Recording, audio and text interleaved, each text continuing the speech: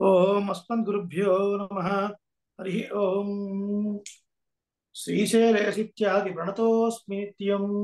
హరితార్ణవ సంజాతం శ్రీరంగార్య గురోసుదం వెంకటార్యశిష్యం ఫణీంద్రం శేషార్యం భజే. ఆత్రేయాన్వయ సంజాతం రంగాచార్య గురోసుదం రఘునాథార్యశిష్యం కోదండరామాశ్రయే. శ్రీశైల లక్ష్మణ యతీంద్ర కృపాత్తబోధం వేదాంతయుగ్మ విశదీకరణేక దీక్షం శ్రీరాఘవార్య పదపంకజ భృంగరాజం శ్రీమన్ నృసింహ గురువర్యమహం ప్రపజ్యే.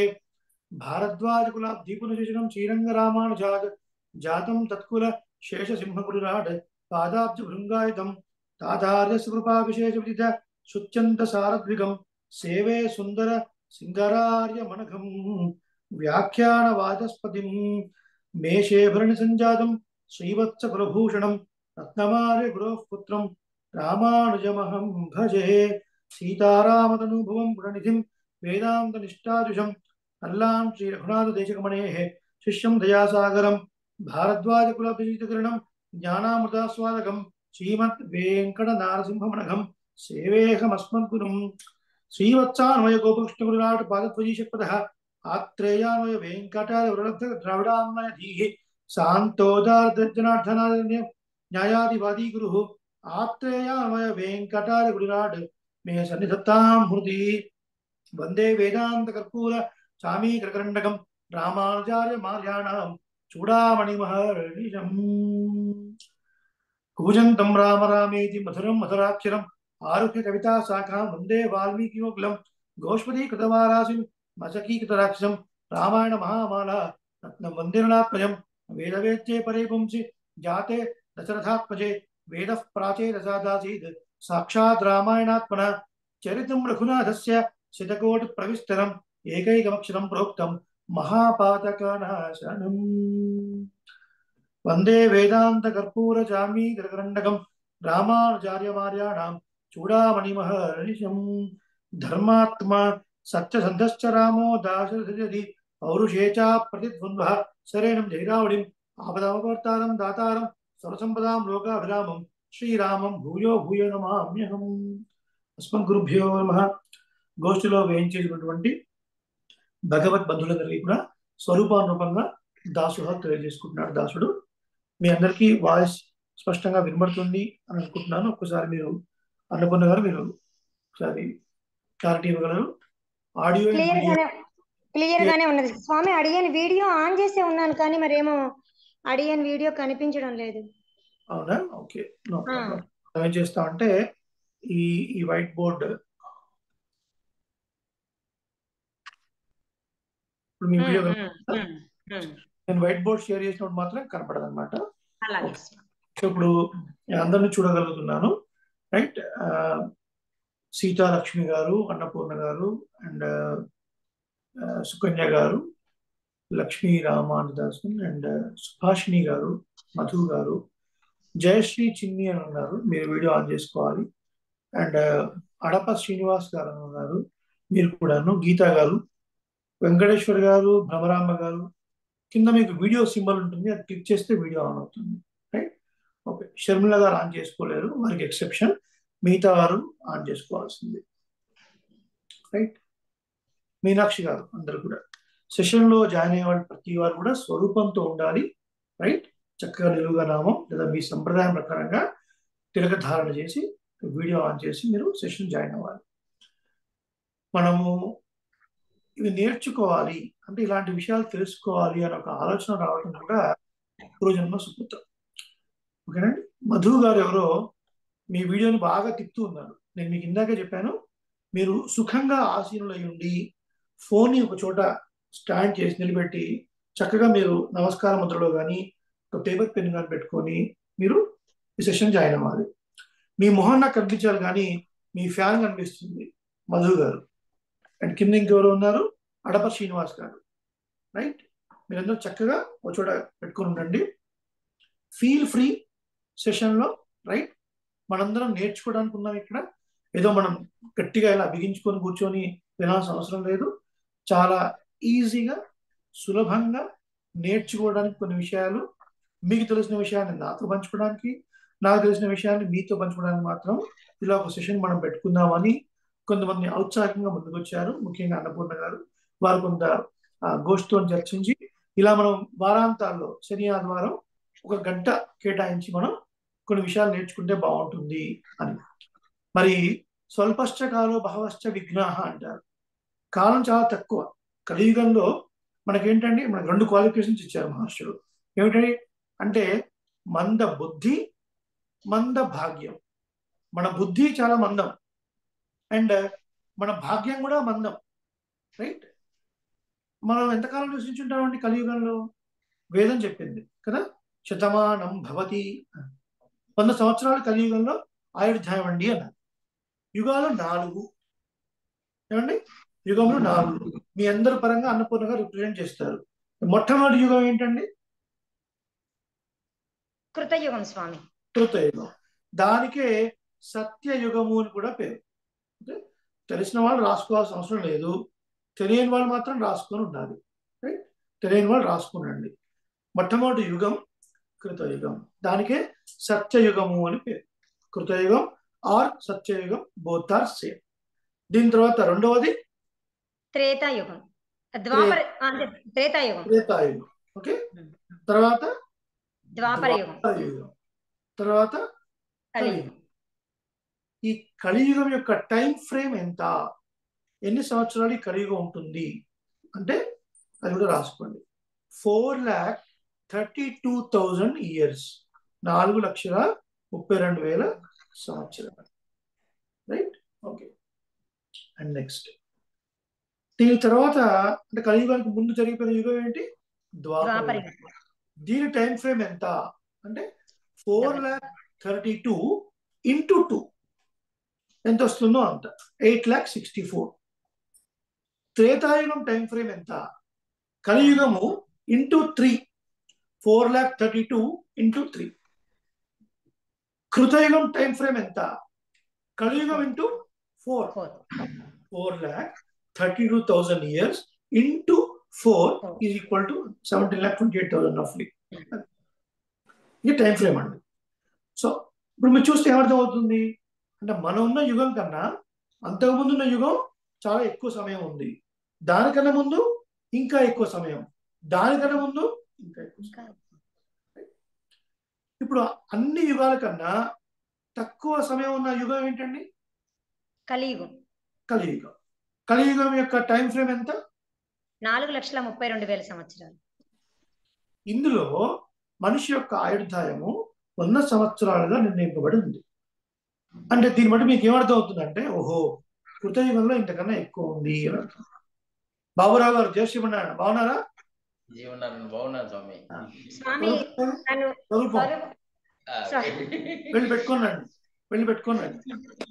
స్వామి తను చైర్ లో కూర్చుంటున్నారు, సారీ ఏమనుకోవద్దు స్వామి. ఏం పర్వాలేదు. అంటే కింద కూర్చుని అంటే 2 డివైజెస్ ఆన్ చేసుకుంటే సౌండ్ వస్తాయని పక్క పక్కన కూర్చుంటే ఒక దాంట్లో అనే ఉద్దేశం కోసం ఇక్కడ తన పక్కన చైర్ లో కూర్చున్నారు. మన్నించండి, కింద కూర్చునే అవకాశం లేనందువల్ల. నో ప్రాబ్లం, ఏం పర్వాలేదు, పైన కూర్చోండి, ఇబ్బంది ఏం లేదు, కంఫర్ట్ గా ఫీల్ అవ్వండి. ఓకే. గీత గారు, మీరు వీడియో ఆన్ చేసుకున్నారు, మీకు స్వరూపం లేదు, మీరు నిలువుగా బొట్టు పెట్టుకొని ఉండాలి, రైట్? వీడియో ఆఫ్ చేసుకోండి, స్వరూపంతో వీడియో ఆన్ చేసుకోండి, గీత గారు, రైట్? ఇప్పుడు దీన్ని బట్టి మనకు ఏం తెలుస్తుంది అంటే ఓహో కలియుగం కన్నా కూడా మిగతా యుగాలు ఎక్కువ టైం ఫ్రేమ్ లో ఉన్నాయి అని తెలుస్తుంది. అంటే కృతయుగంలో ఒక మనిషి యొక్క ఆయుర్దాయము 1,00,000 ఇయర్స్, 80,000 ఇయర్స్, 90,000 ఇయర్స్, 1,20,000 ఇయర్స్ అంత ఏజ్ ఉండేది అనమాట, రైట్? అంత ఎక్కువ ఉండేది. దానికన్నా తర్వాత యుగం త్రేతాయుగంలో కొంచెం తక్కువ, 60,000 సంవత్సరాలు, 80,000 సంవత్సరాలు, 90,000 సంవత్సరాలు అని ఉండేది. మనం శ్రీరామాయణంలో చదువుకున్నాం కూడా కదా, శ్రీరామచంద్రమూర్తి అవతరించే సమయానికి దశరథ చక్రవర్తి యొక్క వయసు 60,000 సంవత్సరాలు అని, రైట్? గీత గారు స్వరూపం లేదు మీకు, మీరు స్వరూపంతో ఉండాలి. వీడియో ఆఫ్ చేసుకొని స్వరూపంతో ఉండండి, కనిపించండి, రైట్? సో మనకు దీన్ని బట్టి తెలుస్తుంది. ఆ తర్వాత యుగము ద్వాపర యుగం, రైట్? ద్వాపర యుగంలో త్రేతాయుగం కన్నా కొంచెం తక్కువ, 200, 135, 140 అలా. సో యోగ దశలో ఉన్న ఋషులకి కొన్ని ఎక్కువ సంవత్సరాల వయసే ఉంటుంది, పక్కన పెడదాం. సో తర్వాత కలియుగం. సో 100 అని చెప్పుకున్నాం. ఇప్పుడు 100 సంవత్సరాలైనా మనం జీవించి ఉంటామన్న గ్యారంటీ ఉందా? 100 సంవత్సరాలు నేను ఉంటానండి అని ఉన్నవాళ్ళు ఎవరైనా చేయొచ్చండి. నేను 100 సంవత్సరాలు ఉంటాను అన్న గ్యారంటీ లేదు. ఓకే, ఏమో పరమాత్మ ఆయుర్దాయం ఇస్తే ఉండొచ్చు కాక. మనం చూస్తాం, మా తాతగారు వాళ్ళు 95 అండి, మా ముత్తాత గారు 98 అండి, మా తాతమ్మ గారు 102 అండి. అంతవరకే ఆ జనరేషన్కి అయిపోయింది అక్కడ. తర్వాత మా నాన్నగారు 65. మా నాన్నగారు అయితే రియల్గా చెప్తాను, మా తండ్రి గారు 66, 60 సంవత్సరాలు. వారు రిటైర్ అయ్యారు. రిటైర్ అయిన తర్వాత కూడా మా ఊర్లో ఉన్న దేవాలయానికి ప్రధాన అర్చకులుగా ఉండాలి అని కమిటీ వారు ప్రార్థించారు. వారు రిటైర్ అయ్యి మాతో ఉండి సుఖపడాల్సిన సమయంలో కూడా భక్తుల కోరిక మేరకు మళ్ళీ దేవాలయానికి వెళ్ళి పరమాత్మ కైంకర్యంలో ఉన్నారు. పరమాత్మ కైంకర్యంలో ఉండగానే వారికి అనుకోకుండా మ్యాసివ్గా కార్డియాక్ అరెస్ట్ అయింది. వారు పరమపదాన్ని చేశారు 66. సో ఇలా మనం చూస్తే ఏమోనండి 60, 70 కూడా డౌటే అని అనిపిస్తుంది. సరే, ఎందుకు స్వామి మీరు ఇవన్నీ చెప్తున్నారు? ఎందుకు ఇప్పుడు ఈ ఆయుర్దాయం యొక్క టాపిక్ వచ్చింది అంటే, మనకు శాస్త్రం ఏం చెప్పిందంటే స్వల్పశ్చ కాలో బహవశ్చ విఘ్నాః. అయ్యా సమయం తక్కువ, విఘ్నాలు ఎక్కువ. విఘ్నం మీన్స్ ఒక్కసారి అది రిపీట్ చేయండి. స్వల్పస్య కాలో బహవశ్చ విఘ్నాః.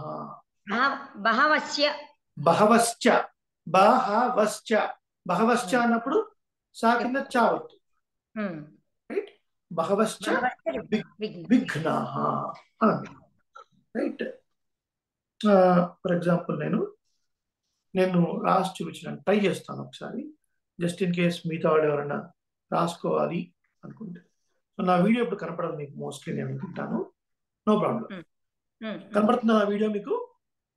మీరు కనిపిస్తున్నారు స్వామి. Okay okay. సో ఇప్పుడు మీరు అడిగిందని రాస్తాను. ఒకసారి వీడియో ఆప్షన్ దగ్గరకు వస్తాను కాబట్టి మీకు ఇబ్బంది ఉంటుంది, రాస్తాను చూడండి.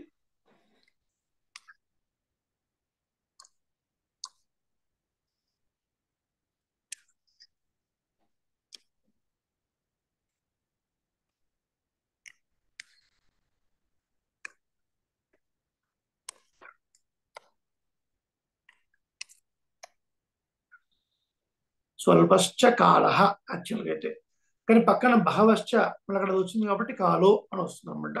స్వల్పశ్చ కాలో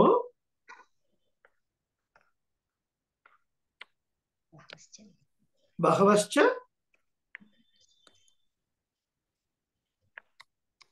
విఘ్నాః. కనిపించిందండి? కనిపిస్తోంది స్వామి. స్వల్పశ్చ కాలో బహవశ్చ విఘ్నాః. మరి మనకు విఘ్నాః అంటే విఘ్నములు, అబ్స్టకిల్స్ అని అర్థం అనమాట. ఓకే,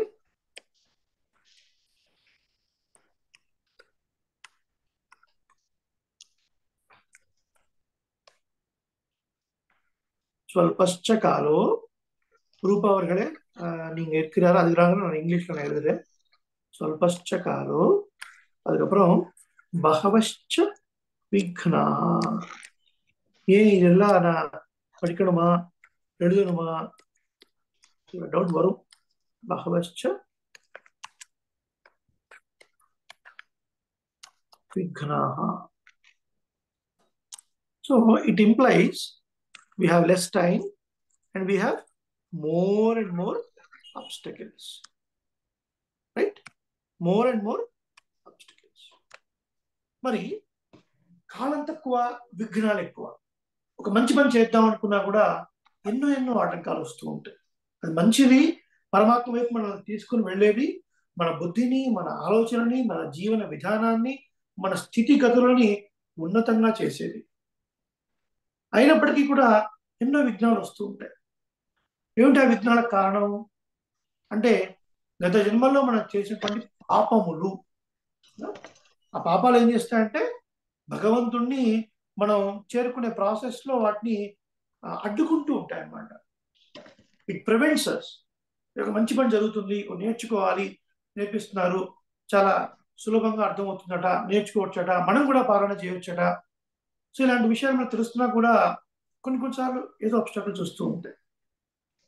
కానీ వాటన్నిటిని అధిగమించి as we have to learn something. ఇలా ఒక ఆలోచనతో వాళ్ళు మన ముందుకు రావడం అనేది, కొంచెం సమయం కేటాయించడం అనేది నిజంగా ఒక గొప్ప విషయం. అది భగవద్భాగవత ఆచార్య కటాక్షం ఉంటే కానీ అలాంటి ఆలోచన ఒకరికి వస్తుంది. మరి అలాంటి ఆలోచన ఒకటి వచ్చినప్పుడు వాళ్ళు 10 మందితో షేర్ చేసుకున్నప్పుడు వాళ్ళు కూడా అందులోకి రావాలని రూల్ కూడా ఏం లేదు, రైట్? మీరు చెప్పారు కాబట్టి నేను ఎందుకు అన్వయించాలి, రూల్ కూడా ఏం లేదు. వాళ్ళకు ఇంట్రెస్ట్ ఉంది, as we have to do something అని ఇంట్రెస్ట్ ఉన్నప్పుడు మాత్రమే మనందరం ఇలా కలిసి కొన్ని విషయాలు మనం నేర్చుకునే అవకాశం ఉంది. కాబట్టి మీరు ఈ సమయాన్ని, ఇది క్వాలిటీ టైం గుర్తుపెట్టుకోవాలి. కాబట్టి ఈ సమయాన్ని మీరు చక్కగా వినియోగించుకోవడం కోసం వారాంతంలో వీకెండ్స్లో మాత్రమే శని ఆది ఈ 2 రోజులు మోస్ట్ ప్రాబ్లీ మనం సెకండ్ హాఫ్ సెషన్, బహుశా అన్నపూర్ణ గారు మీరు 2 kinds ఆఫ్ సెషన్స్ ఇచ్చారు నాకు కదా. సో మధ్యాహ్నం 3:30 to 4:30 ఒక slot, right? Mostly 3:30 to 4:30 slot మనం పెట్టిన ప్రయత్నం చేద్దాం. ఎందుకంటే కొంతమంది స్కూల్ టీచర్స్ కూడా ఉన్నారు. సో వాళ్ళకి హాఫ్ డే స్కూల్ అయిపోయిన తర్వాత వాళ్ళు జాయిన్ అవ్వచ్చు. ఇన్ కేస్ వాళ్ళు జాయిన్ అవ్వలేకపోయినా రికార్డింగ్ సెషన్ ఉంటుంది కాబట్టి ఇబ్బంది లేదు. సో నేను ఎందుకు ఇంకా కొద్దిమంది జాయిన్ అయ్యే వాళ్ళు కూడా ఉన్నారు స్వామి, అంటే టైం తెలియక. ఎప్పుడంటే 3:30 to 4:30 అయితేనా? ఇంకొద్దిమంది జాయిన్ అయ్యే వాళ్ళు ఉన్నారు. ఓకే, తప్పకుండా మనం ప్లాన్ చేద్దాం మనందరికి అనుకూలమైన టైంలోనే. సో ఈ రోజు ఏకాదశి కాబట్టి మనం ప్రారంభించాలి అనుకున్నాం మంచి రోజున. రేపటి రోజున ద్వితీయ విఘ్నం ఉండకూడదు కాబట్టి రేపు ఒక 15-20 minutes మనం షార్ప్ 8 o'clock, రేపు పవర్ ఉన్నా ఏం ఉన్నా సరే 8 o'clock నేను ఖచ్చితంగా ఉంటాను సిస్టమ్ ముందు. ఒక 15-20 minutes మనం ద్వితీయ విఘ్నం లేకుండా చేసుకుంటాం అనమాట. సో నేను ఎందుకు మిమ్మల్ని వీడియో ఆన్ చేసుకున్నాను అంటే, ఈ క్వాలిటీ టైంని మీరు ఉపయోగించుకోవాలి, రైట్? ఈ సమయంలో కూడా మీరు ఏదో ఆన్ చేసి మీరు దోశలు వేస్తూ చపాతీ కలుపుతూ ఇంకేదో పని చేస్తూ దీన్ని వ్యర్థం చేసుకోవద్దు, రైట్? మనం ఇందాక చెప్పుకున్నాం స్వల్పశ్చ కాలో బహవశ్చ విఘ్నాః అన్నాం. టైం తక్కువ, అబ్స్టాకిల్స్ ఎక్కువ. ఈ టైంలోనే if we are taking some time to learn something that must be useful, right? అందుకోసం మీరు వీడియో ఆన్ చేసుకొని శ్రద్ధగా చూస్తూ నేర్చుకోవాలి, వినాలి. మనకి 3 to 4 సెషన్స్ అంతా కూడా ఉపోద్ఘాతము, ఇంట్రొడక్షన్ మాత్రమే ఉంటుంది. ఎందుకంటే చూడండి, ఎప్పుడైనా మీకు రూట్ ఫండమెంటల్ కరెక్ట్గా ఉందనుకోండి, బేస్, దాని మీద కట్టే బిల్డింగ్ చాలా ఎక్కువ కాలం నిలబడి ఉంటుంది కదా. మనం చూస్తున్నాం హైదరాబాద్ లాంటి నగరాల్లో, బెంగళూరు లాంటి నగరాల్లో, ఇంకా చాలా చోట్ల హై రైజ్ బిల్డింగ్స్ అని కడుతున్నారు. 45 floors, 30 floors. Okay, 40 floors building నిలబడి ఉండాలి అంటే కింద ఫౌండేషన్ ఎంత ఉండాలి, ఎంత గట్టిగా ఉండాలి? ఉదాహరణకి ఒక అపార్ట్మెంట్ ఉంది, మా కజిన్ రీసెంట్గా తీసుకున్నారు. అక్కడ ఒక 5 floors కడుతున్నారు. అక్కడున్న మట్టిని బేస్ చేసుకొని 18 feet లోపలికి వెళ్ళారు వాళ్ళు. భూమి నుంచి 18 feet అండర్ వెళ్ళి దాని అంతా కూడా బేస్మెంట్ ఫిల్ చేసి 5 floors కట్టారు. ఒక నార్మల్ 5 story 200 flats ఉన్న బిల్డింగ్ లో 18 floors మీరు కిందికి వెళ్తున్నారంటే 45 floors బిల్డింగ్ కట్టే హై రైజ్ బిల్డింగ్ ఇంకెన్ని ఫ్లోర్స్ మీరు కిందికి వెళ్ళాలి? చాలా కిందికి వెళ్ళి ఫండమెంటల్ చాలా స్ట్రాంగ్ గా బిల్డ్ చేయాలి, చాలా అంటే చాలా స్ట్రాంగ్ బిల్డ్ చేయాలి. అప్పుడు మాత్రమే ఆ బిల్డింగ్ నిలిచి ఉంటుంది. లేదైతే ఏముంటుంది, ఒక 4 yearsకో 5 yearsకో పడిపోతుంది.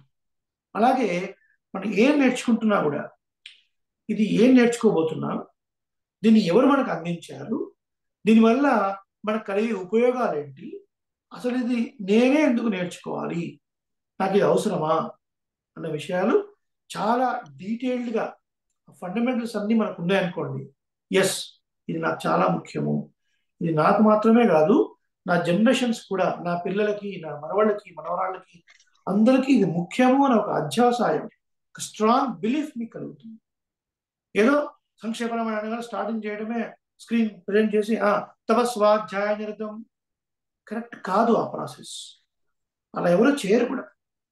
మీరు ఏ ప్రబంధం నేర్చుకున్నా కూడా, ఇతిహాస పురాణంలో ఏం నేర్చుకున్నా కూడా అది ఎంత ముఖ్యము, అది ఎంత విలువైనది, అది ఎంత గొప్పది, ఇన్నాళ్ళుగా మనం దాన్ని లాస్ అయ్యామో అన్న ఫీల్ మనకు కలగాలి. అది ఎంత గొప్పదో, దాన్ని అందించిన వాళ్ళు ఎంత గొప్పవారో, దాన్ని ప్రవర్తింపజేసిన వాళ్ళు ఇంకా ఎంత గొప్పవారో, వారికి మనకున్న సంబంధం ఏంటో తెలిసినప్పుడు అప్పుడు మీకు భక్తి శ్రద్ధలతోని ఆ గ్రంథాన్ని సేవించే ఒక భాగ్యం దొరుకుతుంది. తద్వారా ఆ గ్రంథంలో ప్రతిపాదింపబడినటువంటి స్వామి, ఆ గ్రంథాన్ని అందించినటువంటి మహర్షులు, దాన్ని చెప్పినటువంటి ఆచార్యుల యొక్క పరిపూర్ణ కటాక్షం మీ అందు ఉండి అది ఎల్లకాలం మీ అందు నిలిచి ఉంటుంది. కాబట్టి ఉపోద్ఘాతం, ఇంట్రొడక్షన్ చాలా చాలా ఇంపార్టెంట్. సో మనము సంక్షేప రామాయణ ఇంట్రొడక్షన్ ముందు కూడా కొన్ని విషయాలు తెలుసుకోబోతాం. మనందరం వేదం, ఇతిహాసం, పురాణం, ధర్మశాస్త్రం, సనాతన ధర్మం ఇలాంటివన్నీ పదాలు వింటూ ఉంటాం, రైట్? కానీ డీటెయిల్డ్గా అసలు అవంటే ఏంటి, వాటి యొక్క డెఫినేషన్, ప్రతిదానికి ఒక డెఫినేషన్ ఉందా, అసలు అదంటే ఏంటి అని కొంత ప్రాథమిక అవగాహన. సో బేసిక్ ఇంట్రడక్షన్ ప్రతి వ్యక్తికి అవసరం. ఎందుకంటే చూడండి, ఇవాళ వేరే వేరే మతాల వాళ్ళు చాలా మంది అన్నారు, ఏంటి మా మా మతంలో మాకు ఒకటే గ్రంథం ఉంది. చూడండి, ఆదివారం కొంతమంది వెళ్తుంటారు కొన్ని చోట్ల ప్రార్థనాలయాలకి, నల్ల కడల్లో గ్రంథం ఉంటుంది వాళ్ళ చేతిలో. ఒకటే గ్రంథం అండి, we are so much integrated to that గ్రంథం. మీకేంటి హిందూ సంప్రదాయంలో ఒకడు రామాయణం అంటాడు, ఒకడు భాగవతం అంటాడు, ఒకడు భగవద్గీత అంటాడు, ఒకడు వేదం అంటాడు, ఏంటి ఇన్నెందుకు మీ గ్రంథాలు, మీకేం ఒక గ్రంథం లేదా అంటాడు. ఏం చెప్పాలి సమాధానం? ఏమో మనకు తెలిస్తే కదా, మనకు తెలిస్తే వాళ్ళకి సమాధానం చెప్పొచ్చు కదా. ఎప్పుడైనా సరే సనాతన ధర్మంలో మనకు మహర్షులు ఎన్నో అందించారంటే ప్రతి దాని నుండి ఒక ప్రయోజనం ఉంది. ప్రతి వాడు ఒక్కొక్క దాన్ని పొందాలని కోరుకుంటాడు. వాడి కోరికలకు తగ్గట్టుగా వాడు ఏమేం పొందాలో అవన్నీ వేదం మనకు అందించింది కదా. కాబట్టి దాని గురించిన జ్ఞానం మనకు కావాలి. సో ఈ రోజు మనం ఏం మొదలు పెడతామంటే, మొట్టమొదటిగా వేదం అనుకుంటాం కదండి. వేదం అంటే ఏంటి బేసిక్ మొదలు పెడతాం. సో దానికోసం అది మీరందరూ తెలుసుకోవాలి కాబట్టి నేను కొంచెం వీడియో దాన్ని ఆఫ్ చేసి బోర్డు, మీరెవరు ఆఫ్ చేయొద్దు, వీడియో మీరందరూ ఆన్లో ఉండాలి. నేను బోర్డు ప్రజెంట్ చేస్తాను. ఎందుకంటే నేను కొన్ని రాసేవి మీకు తెలియాలి కాబట్టి, అందరూ రాసుకోవడానికి కూడా ఉపయోగంగా ఉండాలి కాబట్టి నేను వాటిని రాస్తూ ప్రజెంట్ చేస్తాను. చూడండి, మనం వేదం అంటున్నాం కదా.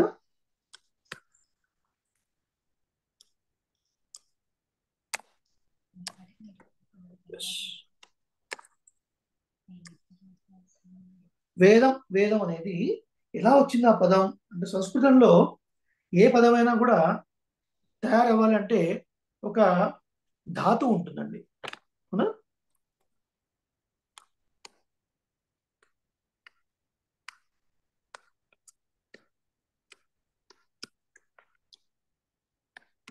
ధాతు అంటే రూట్ వర్డ్ అని అర్థం, అది మూలం. ఆ ధాతువు మీద కొన్ని అవ్యయాలు ప్రత్యయాలు చేరడం వల్ల ఒక పదం తయారవుతుంది. మళ్ళీ అవ్యయం అంటే ఏంటి, ప్రత్యయం అంటే ఏంటి, అంత లోపలికి పోవాల్సిన అవసరం మనకు లేదు. ఒక బేసిక్ అండర్స్టాండింగ్ అనమాట. సంస్కృతంలో ఏ పదం తయారవ్వాలన్నా కూడా ఒక మూల పదం ఉంటుంది. ఆ ధాతువు నుంచి శబ్దాలు ఏర్పడతాయి. అన్నపూర్ణ గారు అర్థమైందా? స్వామి ఒక్కసారి రిపీట్ చేయండి స్వామి. సంస్కృతంలో ఒక శబ్దం, ఒక పదం ఉంది అంటే దానికి ఒక మూలమైన పదం ఉంటుంది. ఆ మూలమైన పదం ఒక అర్థాన్ని చెప్తుంది. దాని ద్వారానే మనకు శబ్దాలు ఏర్పడతాయి అన్నమాట. ఆ మూలమైన పదానికే ధాతువు అని అర్థం. లేదా ఇంగ్లీష్ లో చెప్పాలంటే రూట్ వర్డ్ అంటాం అనమాట. సో దాని నుంచి ఏర్పడుతుంది.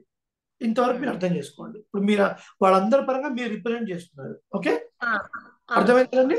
సంస్కృతంలో శబ్దం ఏర్పడాలంటే ఒక మూల పదం ఉండాలి. ఆ మూల పదం ద్వారానే శబ్దం ఏర్పడుతుంది. చాలు, ఇంతవరకు చాలు. ఇప్పుడు మనం వేదం అన్నాం కదా. మరి వేదం అన్నప్పుడు ఈ వేదం అనేది ఏ ధాతువు నుండి ఏర్పడిందండి అని ఒకటి వస్తుంది. అప్పుడు విద్, ఓకే, విద్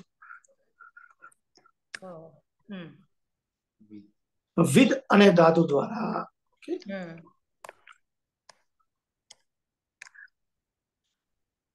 వేదం అనే పదం ఏర్పడింది. చూడండి, విద్ అనే ధాతువు నుంచి వచ్చిన పదమే వేదం. అర్థమైనా?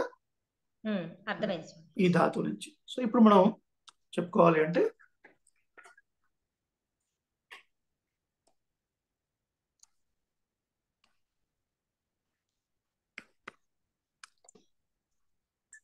విత్ ధాతువు.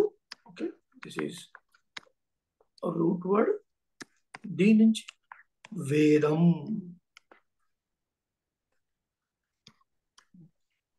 అనే పదం ఏర్పడింది. క్లియర్? మరి వేదం అంటే అర్థం ఏమిటండి? మీకు ఇలా బోర్డు మీద రాసి చూపించడానికి కొంచెం చాదస్తంగా అనిపిస్తుందా, యూస్ఫుల్ గా అనిపిస్తుందా? యూస్ఫుల్ గా ఉందండి. ఓకే, అందరు రాసుకోవాలి. ఓకే, ఎందుకు మీరందరూ రాసుకోవాలి అంటే మీరు మీ పిల్లలకు చెప్పాలి కాబట్టి. ఓకే, విత్ అనే ధాతువు నుంచి వేదం అనే పదం ఏర్పడింది. మరి ఇప్పుడు వేదం అంటే ఏంటండి అర్థం? అది కూడా చూద్దాం.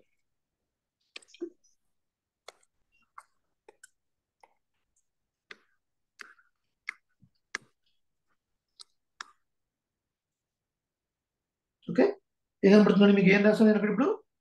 వేదయ వేదయ వేదయ తీతి. వేదయతీతి వేద. ఇంగ్లీష్ లో కూడా రాస్తున్నాను.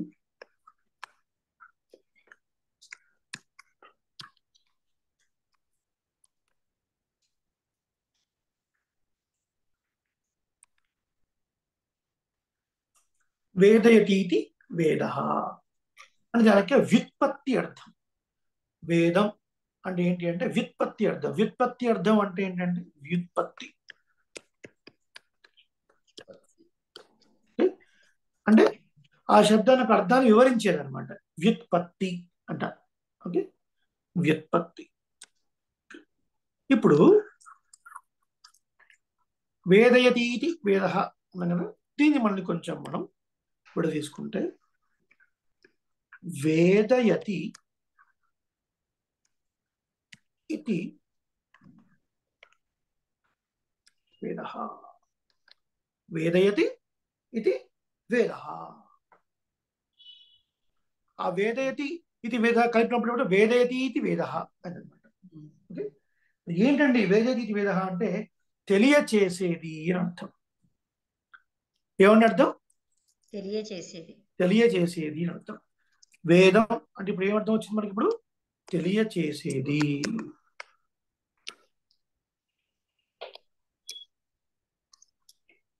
వేదయతీతి వేద. ఓకే, వేదం అన్న శబ్దం విద్ అనే ధాతువు నుంచి వచ్చింది. మరి వేదం అంటే వ్యుత్పత్తి ఏమిటండి అంటే వేదయతీతి వేద, తెలియచేసేది కనుక ఇది వేదం అనబడుతుంది. క్లియర్ అండి?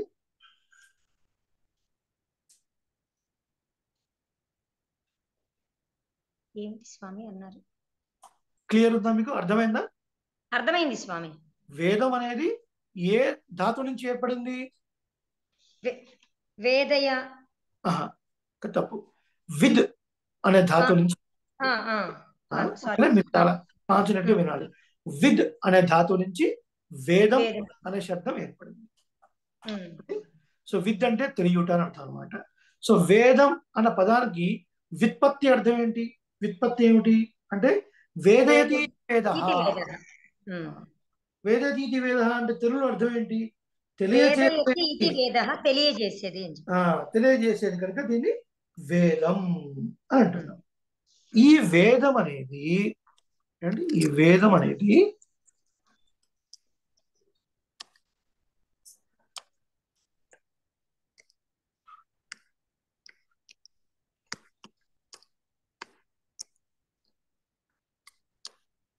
చదవండి. అపౌరుషే అని రాశారు. అపౌరుషేయము. అపౌరుషేయము. అపౌరుషం.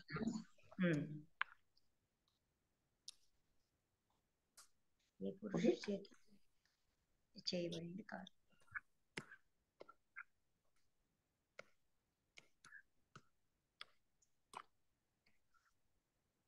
ఈ వేదాన్ని అపౌరుషేయము అని అంటున్నాం. అపౌరుషేయము. రిపీట్ చేయండి. అపౌరుషేయము అంటున్నాం. సో అపౌరుషేయము అంటే అర్థం చూద్దాం. అంటే ఒక పురుషుడు ద్వారా చెప్పబడినది లేదా వ్రాయబడినది కృతి చేయబడినది కాదు. అపౌరుషేయం అంటే ఎవరో ఒకరు కూర్చొని రాసింది కాదు. ఇక్కడ మళ్ళీ పురుష శబ్దం అంటే కేవలం మేల్ అనుకోకూడదు. మేల్ ఆర్ ఫిమేల్ ఎవరైనా సరే. పురుషుడు అంటే ఒక జీవుడు అని అర్థం అనమాట కదా. ఒక జీవుడు ద్వారా వ్రాయబడింది కాదు. వేదం అనేది స్వతః ప్రమాణం అంటే సొంతంగానే అది ఒక ప్రమాణము అని చెప్తున్నారు. అంటే ఎవరో కూర్చొని రాసింది కాదు. మరి ఎలా వచ్చింది వేదం చెప్తాను. అది వీడియో ఆన్ చేసుకొని చెప్తాను నేను. అది ముందుగా మీరు రాసుకోవాల్సింది ఏంటంటే అపౌరుషేయము. వేదము అనేది అపౌరుషేయము అంటే ఇది ఒకరి ద్వారా వ్రాయబడింది కాదు అని రాసుకోండి. దాని తర్వాత ఇంకొక అర్థం తీసుకోండి. స్వయం సర్వం వేత్తీతి వేద. స్వామి అర్థం కాలేదు. వస్తున్నానండి.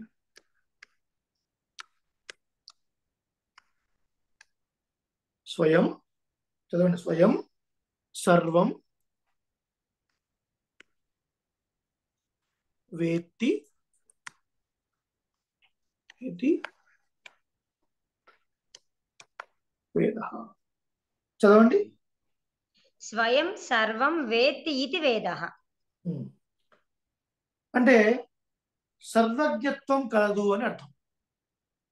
సర్వజ్ఞత్వం కలది. ఏమిటి ఇవన్నీ? దేని గురించి చెప్పుకుంటున్నాం మనం? వేదం గురించి చెప్పుకుంటున్నాం. వేదం అనేది విద్ అనే ధాతువు నుంచి వచ్చిందండి. వేదం అన్న పదానికి వ్యుత్పత్తి అర్థం ఏం చెప్పుకున్నాం? వేదయతి వేద, తెలియజేసేది కనుక దీన్ని వేదం అని అంటున్నామండి. అలాగే ఈ వేదము అపౌరుషేయము అని కూడా చెప్తున్నాం. అపౌరుషేయం అంటే ఒకరి ద్వారా రాయబడింది కాదండి అని అంటున్నాం.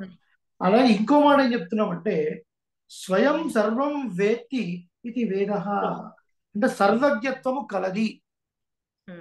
సర్వజ్ఞత్వం కలది అర్థం. వేదం రూపాగారి కోసం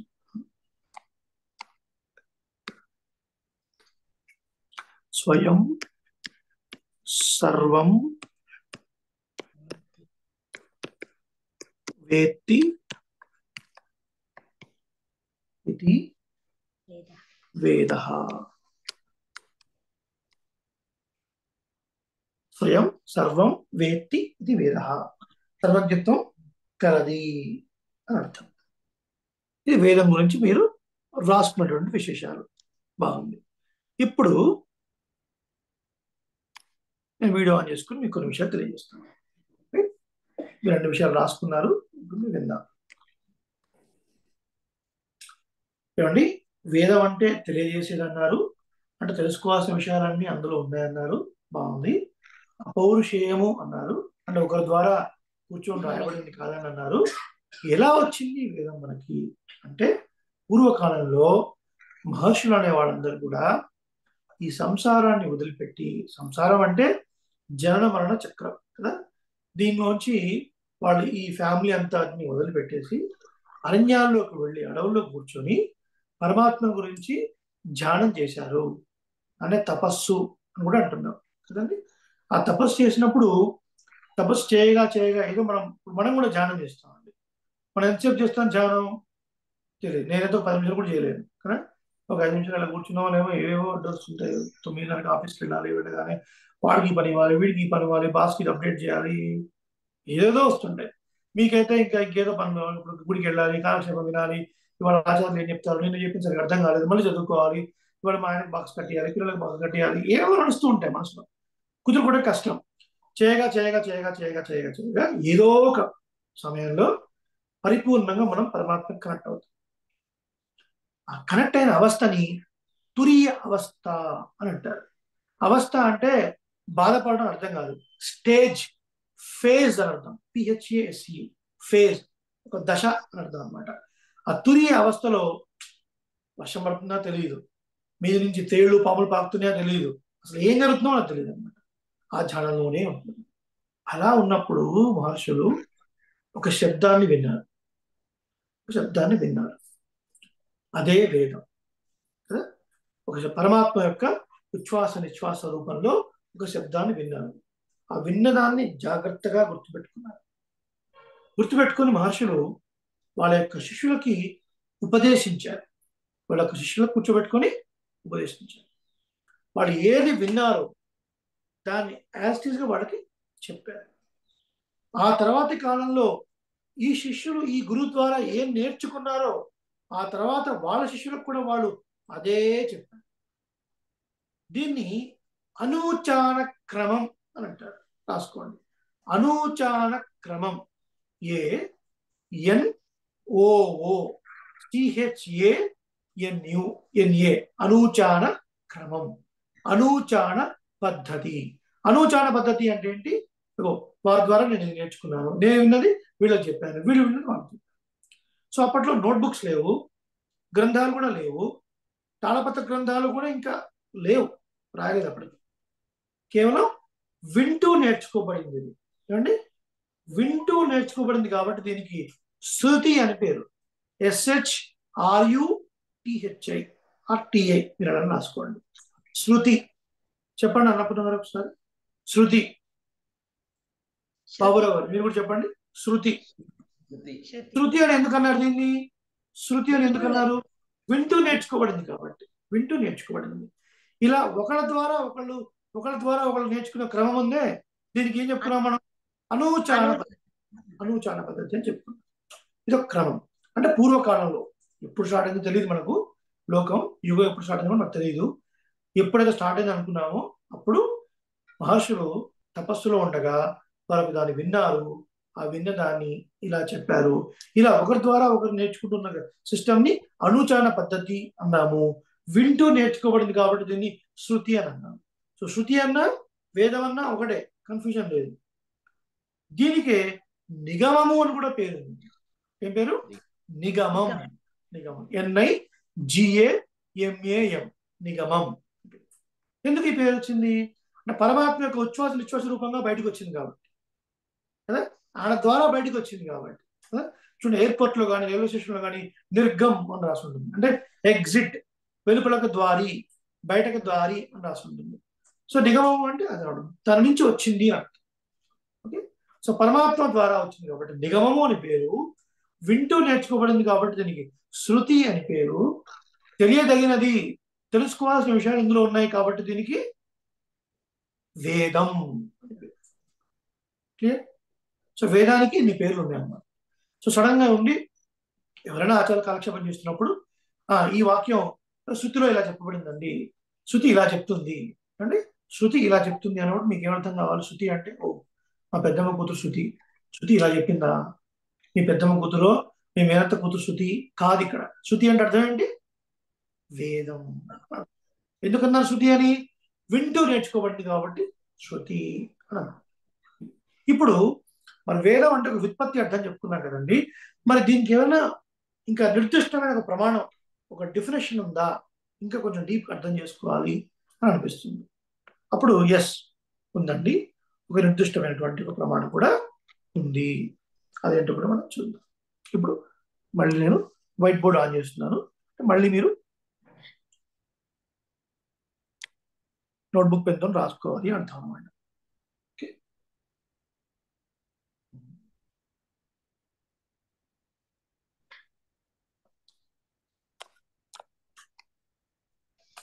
మీరిద్దరు చెప్పండి. ప్రత్యక్షేణ చెప్పండి. ఇద్దరు. బాబురావు గారు. ప్రత్యక్షేణ అనుమిత్యావా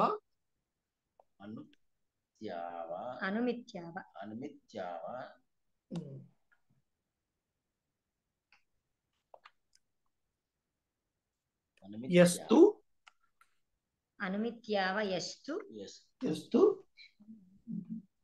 ప్రత్యక్షేణ అనుమిత్యావా యస్తు ఉపాయో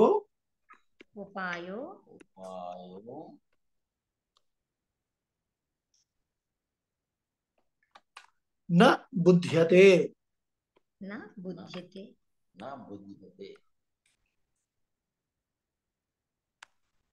ప్రత్యక్షేణ అనుమిత్యావా యస్తు ఉపాయో న బుధ్యతే.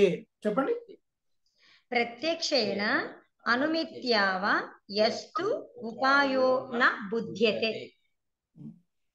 దీని తర్వాత కూడా ఇంకో పదం ఉంది, అది కూడా రాస్తాను, అది కలిపి చదవాలి మీరు. అప్పుడు డెఫినేషన్ పూర్తవుతుంది. రూపవర్గ I write in English also after this.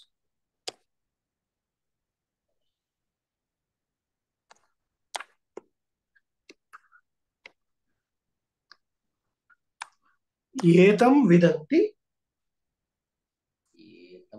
ఏదం ఏతం ఏతం ఏతం విదంతి వేదేన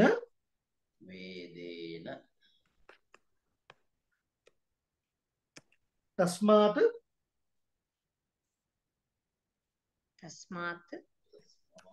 వేదస్య వేదత. వేదస్య వేదత. కొంచెం నా రైటింగ్ అంత బాగలేదు దీని మీద, అంటే మరి ఇంత ఘోరంగా అయితే నేను రాయను, కొంచెం మంచిగా రాస్తాను. ఇది పెన్తో రాయడం ట్యాబ్ లో కాబట్టి ఇలా కనబడుతుంది. ఓకేనా అండి? ఓకేనా? ఏతం విదంతి వేదేన తస్మాత్ వేదస్య వేదత. ఇప్పుడు మీరు ముందు రాసుకుంది ఇప్పుడు రాసుకుంది కలిసి చదవండి ఒకసారి. ప్రత్యక్షేణ అనుమిత్యావ యస్తు ఉపాయో న బుధ్యతే ఏతం విదంతి వేదేన తస్మాత్ వేదస్య వేదత. పర్ఫెక్ట్. పర్ఫెక్ట్.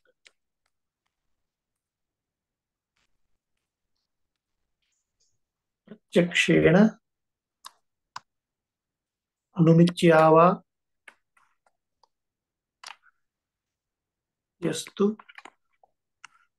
ఉపాయో న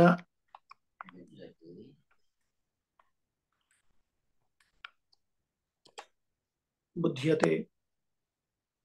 ரூபவர்களை நீங்க மியூட்ல இருக்கீங்களா? எனக்கு தெரியும், ஜஸ்ட் எழுதிட்டேன். I hope you written this. பிரத்யக்ஷேண அனுமித்யாவா யஸ்து உபாயோ ந புத்தியதே. The next.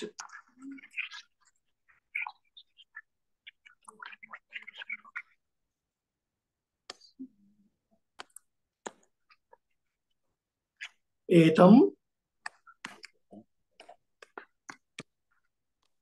విదంతి వేదేన తస్మాత్ వేదస్య వేదత.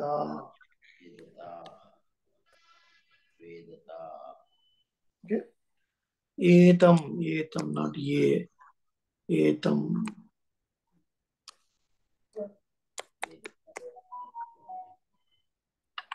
ఏతం విదంతి వేదేన తస్మాత్ వేదస్య వేదత. ఓకే, ఇది వేదం అనే పదానికి ఒక నిర్వచనం అనమాట. మనకి పెద్ద నుంచి నిర్వచనం. ఇదంతా మీరు మీరంతా రాసుకున్నారు అని అనుకున్నాను కాబట్టి నేను దీన్ని స్టాప్ చేస్తాను. ఇప్పుడు దీని అర్థం ఏంటో చెప్తాను, అది మీరు మామూలు రాసుకోవచ్చు. దాన్ని నేను డిస్ప్లే చేయాల్సిన అవసరం లేదు రాసి కూడా, ఎందుకంటే అది ఇంపార్టెంట్ కాబట్టి తప్పు లేకుండా రాసుకోవాలి. నేను చెప్పేది మీనింగే కాబట్టి మీరు ఎలా రాసుకోవచ్చు. ప్రత్యక్షేణ అనుమిత్యావా యస్తు ఉపాయో న బుధ్యతే ఏతం విదంతి వేదేన తస్మాత్ వేదస్య వేదత. Clear? Did you write? Can you repeat it? ప్రత్యక్షేణ అనుమిత్యావ యస్తు ఉపాయో న బుధ్యతే ఏతం విదంతి వేదేన తస్మాత్ వేదస్య వేదత. Okay. So when you are reading, you must note that ప్రత్యక్షేణ అనుమిత్యావా, దీర్ఘం, అనుమిత్యావా యస్తు ఉపాయో. You should not read like this, na budhyate. Little gap, na budhyate. ప్రత్యక్షేణ అనుమిత్యావా యస్తు ఉపాయో న బుధ్యతే ఏతం విదంతి వేదేన తస్మాత్ వేదస్య వేదత. దీని అర్థం ఏంటో చెప్తాను చూడండి. దీని అర్థం చెప్తాను, అయినా మీకు అర్థం కాదు. చూద్దాం. ప్రత్యక్షం ద్వారా కానీ అనుమానం ద్వారా కానీ మనం ఏది తెలుసుకోలేమో దాన్ని తెలిపేది వేదం. నిర్వచనం ఏంటి అంటే ప్రత్యక్షం ద్వారా కానీ అనుమానం ద్వారా కానీ మనం ఏం తెలుసుకోలేమో దాన్ని తెలిపేది వేదం అన్నారు. ఇప్పుడు స్వామి డెఫినేషన్ బాగుంది, దాని అర్థం కూడా బాగుంది, కానీ అసలు ఏంటి ప్రత్యక్షం ఏంటి, అనుమానం ఏంటి? ప్రత్యక్షం ద్వారా తెలుసుకోలేండి, అనుమానం ద్వారా తెలుసుకోలేండి, వేదంలో ఉంది అంటున్నారు. మరి వేదం అంటే తెలుసుకోదగింది అంటున్నారు. ఇంకా చాలా మంది అంటారు అన్ని వేదంలో ఉన్నాయండి, ప్రతిది వేదంలో ఉంది అన్నారు. ఏముంది వేదంలో తెలుసుకున్నాం. ఇప్పుడు ప్రత్యక్షం అన్నాం కదండి, అంటే ఈ ప్రత్యక్షము అనుమానం అనేది ప్రమాణాలు అని అర్థం అన్నమాట. ప్రమాణం అంటే ఒక వస్తువు యొక్క యథార్థ జ్ఞానాన్ని మనకు తెలియజేసేది. కరణం ప్రమాణం, కరణం ప్రమాణం అంటే ఒక వస్తువు యొక్క యథార్థ జ్ఞానాన్ని మనకు తెలియజేసేదాన్ని ప్రమాణం అంటాం. ఉదాహరణకి మీకు ఇది కనబడుతుంది, ఇదేంటండి? ఇదేంటి? Mobile phone. Mobile phone. ఇదేంటి? గ్రంథం. గ్రంథం. శ్రీభక్సుత్మాల అనే గ్రంథం. ఓకే, ఇప్పుడు ఇది గ్రంథం అని, ఇది ఫోన్ అని మీకు చెప్పడానికి ఉపయోగపడిన సాధనం ఏమిటి? ఫోన్. సాధనం ఏంటి? ఇప్పుడు ఇది మీరు ఫోన్ అన్నారు, చూసారు కదా, చూసి మీరు ఫోన్ అన్నారు, ఇది చూసి బుక్ అన్నారు, అంటే మీకు సాధనం ఏంటి? కన్ను, ఇంద్రియం ద్వారా. ఓకేనా? సో నేను మీ ఇంటికి వచ్చాను, లేదా మీరు మా ఇంటికి వచ్చారు, ప్లేట్లోంచి మీకు పదార్థం తీసుకొచ్చి ఇచ్చాము, ఇది తినండి అన్నాము.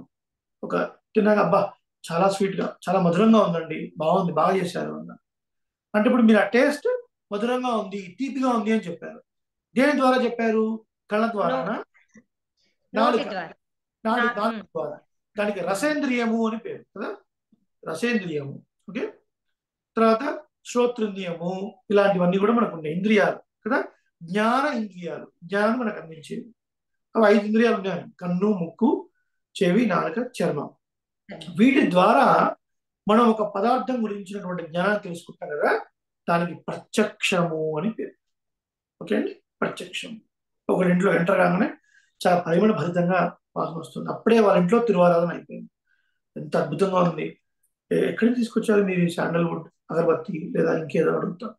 ఒక అభిషేకం చేస్తున్నప్పుడు తీర్థం ఆ దేవాలయానికి వెళ్ళగానే ఒక పవిత్రమైన వాసన వస్తుంది మనకి, ఆ ద్రవ్యం. అసలు ఆ వాసనతోనే మనకు ఒక పవిత్రత ఏర్పడుతుంది. దేని ద్వారా మీరు గ్రహించారు? ఘ్రాణేంద్రియం ద్వారా. ఓకే, చక్షురింద్రియం, ఓకే, శ్రోత్రింద్రియం, రసేంద్రియం, త్వక్ ఇంద్రియం, చర్మంలో. ఇప్పుడు ముట్టుకోగానే ఇప్పుడు మెత్తగా, గట్టిగా, చల్లగా తెలుస్తుంది. అంటే ఒక పదార్థం యొక్క జ్ఞానాన్ని సెన్సరీ ఆర్గాన్స్ ద్వారా మీరు గ్రహించి తెలుసుకునే విధానం ఉందే, దీన్ని ప్రత్యక్షం అని అన్నారు. Knowing, so getting knowledge about a thing using the sensory organs, that is called pratchaksham. So with the help of sensory organs, we are in a position, we are able to know, so this is a book, this is a pen, this is sweet, this is hot. So this is called pratchaksham. Clear? Tarata anumanam ante enti? So anumanam ante ఒకదాని ద్వారా ఇంకొక దాన్ని ఊహించడం అనుమానం అంటారు. ఒకదాని ద్వారా ఇంకో దాన్ని ఊహించడం అనుమానం. ఇప్పుడు పూర్వకాలంలో మనకి ఇంట్లో అందరూ వంటలు ఎలా చేసేవారు? కట్టెల పొయ్యి మీద వంట చేసేవారు కదా. ఇప్పుడంటే మనకు తర్వాత గ్యాసోలిన్, అదే కిరోసిన్ స్టవ్స్ వచ్చాయి, తర్వాత ఇంకేదో ఒత్తుల స్టవ్ వచ్చాయి, దాని తర్వాత గ్యాస్ స్టవ్ వచ్చింది, ఎలక్ట్రిక్ స్టవ్, ఇండక్షన్ కుకింగ్, ఇవేవేవో వచ్చాయి. కానీ పూర్వకాలంలో ఈవెన్ ఇప్పటికీ కూడా దివ్య దేశాల్లో, కాంచీపురం, శ్రీరంగం, తిరుమల, ఇలా దివ్య దేశాల్లో కట్టెల పొయ్యి ద్వారానే కదా వంట వండుతారు. ఇప్పుడు చిన్నప్పుడు మనం అందరం కూడా మన ఇంట్లో మన అమ్మమ్మనో నానమ్మనో వంట చేస్తున్నప్పుడు ఇంట్లో పొగ వస్తూ ఉండేది, అబ్బా కళ్ళు మండుతూ ఉంటాయి. ఏంటి పొగ అంటే, వంట అవుతుందిరా కాస్త వెయిట్ చేయండి. అంటే వంట అవుతున్నప్పుడు నిప్పు ఉంటుంది, నిప్పు ఉన్నప్పుడు ఏమొస్తుంది? పొగ వస్తుంది కదండి. నిప్పున్నప్పుడు పొగ వస్తుంది, అది మనం చూసాం చిన్నప్పుడు. చూసిన తర్వాత మనం అందరం కలిసి ఒక చోటకి వెళ్ళాం, ఏదో ప్రదేశానికి వెళ్ళాం, ఒక పిక్నిక్ వెళ్ళాం, మనందరం కలిసి ఒక చోట ఆడుకుంటున్నాం. కొంత దూరంలో పొగ వస్తుంది, పొగ కనిపించింది, కనపడగానే అరే అక్కడ నిప్పు ఉంది అంట. అయ్యో అదేంటి, మీరు నిప్పును ప్రత్యక్షంగా చూసారా? చూడలేదు. మరి ఆ పొగను చూసి మీరు నిప్పు ఉందని ఎలా చెప్తున్నారు అంటే, ఒకప్పుడు జ్ఞానం ఉంది. ఒకప్పుడు ప్రత్యక్షంగా ఇంట్లో మన బామ్మను అమ్మను వంట చేస్తున్నప్పుడు పొగ వస్తున్నప్పుడు ఈ పొగ ఎందుకు వచ్చింది అంటే నిప్పు ద్వారా పొగ వచ్చింది కాబట్టి, ఇప్పుడు నిప్పును చూడకపోయినా సరే దూరంలో పొగ ఉంది కాబట్టి మరి ఆ పొగ వస్తుందనే కారణం ఏంటి? నిప్పు ఉండటం వల్లనే. కాబట్టి కార్యకారణ సంబంధం అంటుంది. ఏమంటుంది? కార్య కారణ సంబంధం. కారణం అంటే ఏంటి? Reason, route. సో ఇప్పుడు ఇక్కడ నిప్పు అనేది కారణం. ఆ నిప్పు ద్వారా ఉండడం వల్ల పొగ ఏర్పడి చూసారా, దాన్ని కార్యము అంటున్నాం. ఈ నిప్పు అనే కారణం ద్వారా పొగ అనే కార్యం. దీనికి దానికి ఉన్న సంబంధాన్ని బట్టి ఒకదాన్ని చూసి మీరు ఒకదాన్ని ఊహించారు. దీన్ని అనుమానము అంట. ఇది కూడా ప్రమాణమే. ప్రమాణం అంటే ఏంటి? ఒక వస్తువు యొక్క జ్ఞానాన్ని తెలియజేసేది ప్రమాణం. ఈ ప్రమాణం 3 రకాలుగా ఉంది అని చెప్పుకున్నాం. ప్రత్యక్షం, అనుమానం, శబ్దం. ప్రత్యక్షం, అనుమానం, శబ్దము. ప్రత్యక్షము అంటే ఇంద్రియాల ద్వారా గ్రహించే జ్ఞానము. అనుమానము అంటే ఒకదాని ద్వారా ఇంకో దాన్ని ఊహించడము. శబ్దము అంటే వేదము అని అర్థం. ఇందాక 3 చెప్పుకున్నాం మనం. వేదం, శృతి, నిగమం 3 చెప్పుకున్నాం. ఇప్పుడు ఇంకోటి కూడా యాడ్ అయింది మనకి. ఏంటి? శబ్దం. శబ్దము అంటే సౌండ్ అని అర్థం కాదు. ఇక్కడ వేద రాశి అని అర్థం. చూడండి, ఒక శబ్దం యొక్క అర్థం అనేది అది ఏ ప్రకరణంలో వాడారు, ఏ సందర్భంలో వాడారు అనే దాన్ని బట్టి చెప్తాం అనమాట అర్థాన్ని కదా. కాబట్టి ఇప్పుడు ప్రమాణం గురించి మనం డిస్కస్ చేస్తున్నాం. ప్రమాణం అంటే ఏదన్నా ఒక వస్తువు యొక్క యథార్థ జ్ఞానాన్ని మనకు తెలియజేసేదండి. అలా యొక్క ఒక వస్తువు యొక్క జ్ఞానాన్ని తెలుసుకోవడానికి మనకు 3 రకాల ప్రమాణాలు ఉన్నాయి. ఒకటి ప్రత్యక్షం అండి, అంటే ఇంద్రియార్జనల ద్వారా, ఈ సాధనం, ఈ ఉపకరణాల ద్వారా, కడ్డు ద్వారా, ముక్కు ద్వారా, చర్మం ద్వారా, రసేంద్రియం ద్వారా, వీటి సహాయంతో ఒక వస్తువు యొక్క జ్ఞానాన్ని తెలుసుకుంటున్నామండి. దాన్ని ప్రత్యక్షం అంటున్నాము. ఇంకొకటి ఒకదాని ద్వారా ఇంకొకదాన్ని ఊహిస్తున్నామండి, కార్యకారణ సంబంధం, దాన్ని అనుమానం అంటున్నామండి. ఈ 2 కాకుండా ఇంకొకటి ఉందండి, శబ్దము, అదే వేదము. దీన్ని బట్టి ఏమర్థమైందంటే, ఇలా ఇంద్రియాల ద్వారా కానీ గ్రహించడానికి వీల్లేని విషయాలు ఏమున్నాయో, రెండో ప్రమాణం అనుమానం ద్వారా ఒకటి ఉంది కాబట్టి ఒకటి ఉంది అని అలా మీరు అనుమానం ద్వారా కూడా గ్రహించిన విషయాలు ఏముంటాయో అవన్నీ వేదంలో ఉన్నాయి. అర్థమైందా? ఇప్పుడు పన్నీర్ బటర్ మసాలా టేస్టీగా ఎలా చేయాలి వేదంలో ఉందా? ఉంటుందా? ఉండదు. పన్నీర్ బటర్ మసాలా టేస్టీగా చేయడం అంటే ఏంటండి? పన్నీర్ బటర్ మసాలా టేస్టీగా ఉందా లేదా తెలుస్తుంది. దేనితో తెలుస్తుంది? రసేంద్రియం ద్వారా తెలుస్తుంది. అంటే ప్రత్యక్షాన్ని అందించే విషయాలు వేదంలో ఉంటాయా?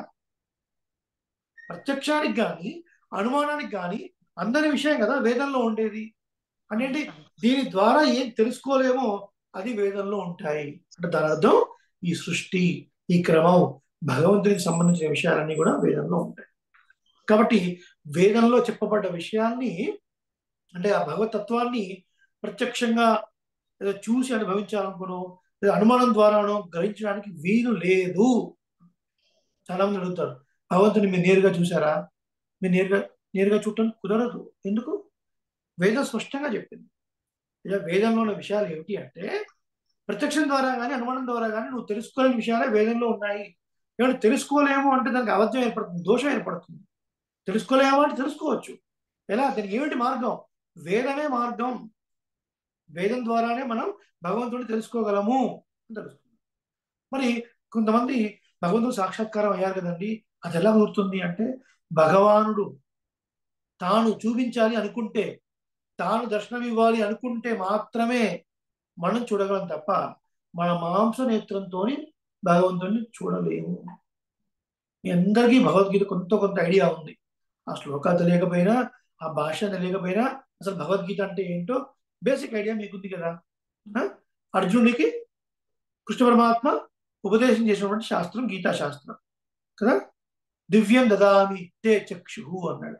ఒరే నా విశ్వరూపాన్ని చూపిస్తాను అని దివ్యమైన చక్షువులు, అంటే నార్మల్ ఐస్తోని చూడడానికి వీలు లేకుండా దివ్యమైనటువంటి కళను ప్రసాదించి మరి తనకు విశ్వరూపాన్ని చూపించాడు కృష్ణ పరమాత్మ.